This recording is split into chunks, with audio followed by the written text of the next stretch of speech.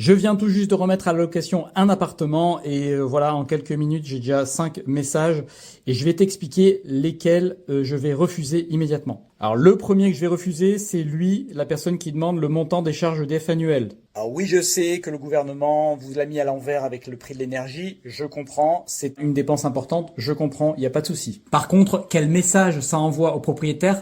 Ça envoie le message que la personne a probablement des revenus limités.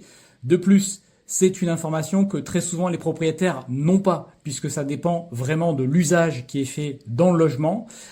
Et si la question c'est de savoir si le logement est bien isolé, eh bien pour ça il y a le DPE.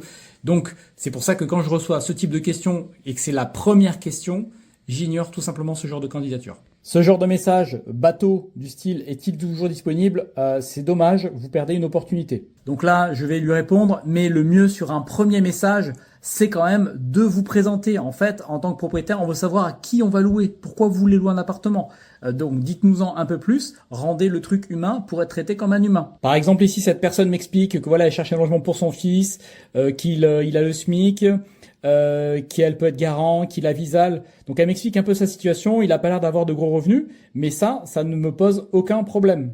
C'est-à-dire que là, je sais à qui j'ai affaire et j'ai quelqu'un qui m'écrit des phrases, qui a l'air de savoir ce qu'elle veut. Et ça, moi, ça me plaît beaucoup en tant que propriétaire. Ça me rassure d'avoir quelqu'un, même si c'est la maman qui fait la démarche pour son fils. Déjà, je trouve que c'est beaucoup plus rassurant que juste d'avoir un message « Bonjour, est-ce toujours disponible ?» Voilà.